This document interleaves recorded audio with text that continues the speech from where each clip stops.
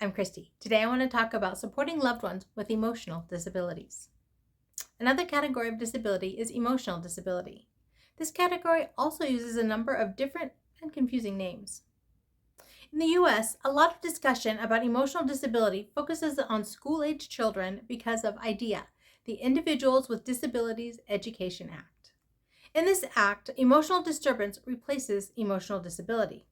More on that in a minute. Other terms include mental disorders, mental illness, behavioral disorders, and emotional disturbance.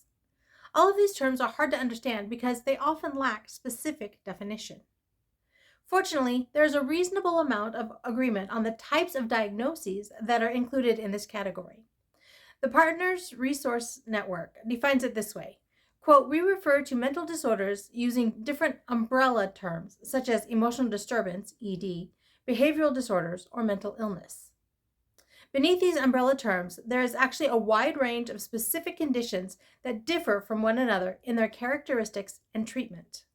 These include, but are not limited to, anxiety disorders, bipolar disorder, sometimes called manic depression, conduct disorders, eating disorders, obsessive compulsive disorder, OCD, and psychotic disorders, end quote.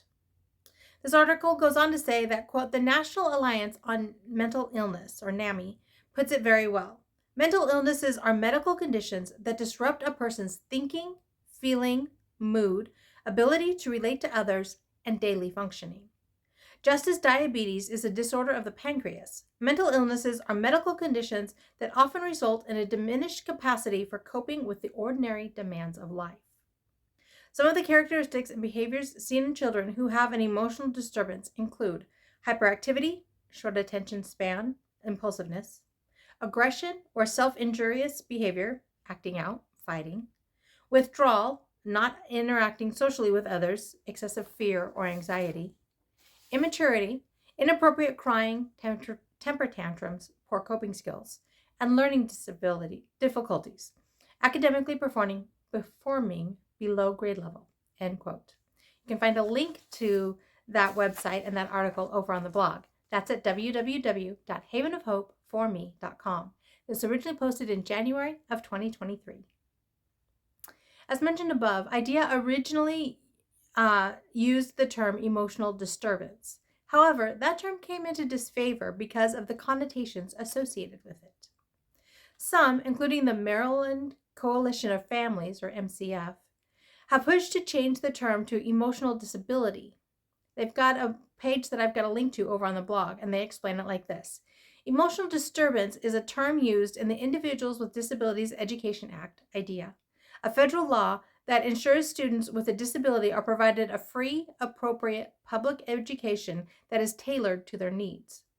Because the term emotionally disturbed is so stigmatizing, in 2010, a group of advocates spearheaded by MCF pushed for legislation to change the term in Maryland Code from emotional disturbance to emotional disability, end quote.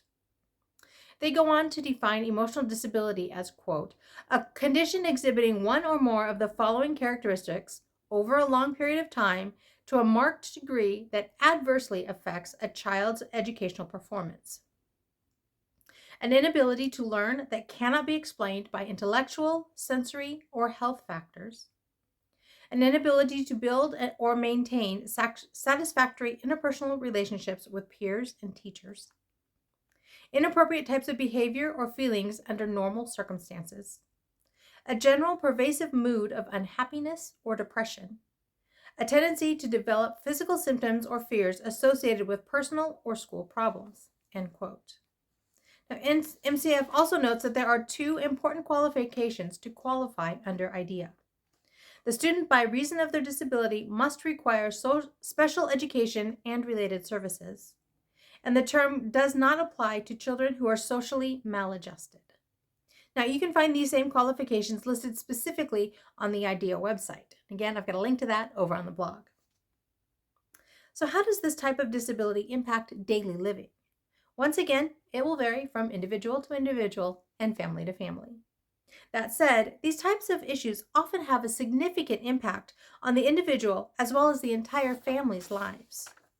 For example, Anxiety disorders may impact what activities a family can participate in together, or they may prevent a family member from being able to participate at the last minute because of a rise in anxiety levels that was unanticipated. Eating disorders, another category listed above, also impact the entire family. While one family member is fighting the issue specifically, it often requires a lot of attention and commitment from both parents in order to keep the loved one safe and work towards a healthier mindset. In the meantime, siblings may feel ignored or neglected because all of the attention focused on the single family member. Once again, so much more could be said about emotional disabilities.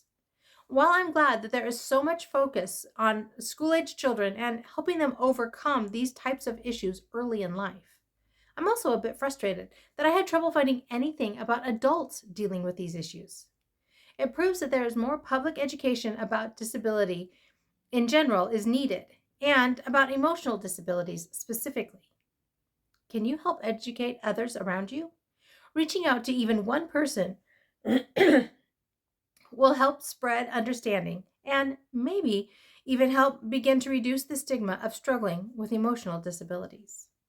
So, my question for you this week is this: does your loved one struggle with an emotional disability?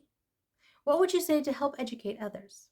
I'd love to hear your thoughts. You can leave me a comment below, or you can leave me a comment over on the blog. Again, that's at www.havenofhopeforme.com. This originally posted in January of 2023. If you prefer, you can always email me at Christy, CHRISTY, at havenofhopeforme.com. I'm wanting to learn more and educate others about emotional disabilities so that I can continue to say that life is good and there is never a dull moment.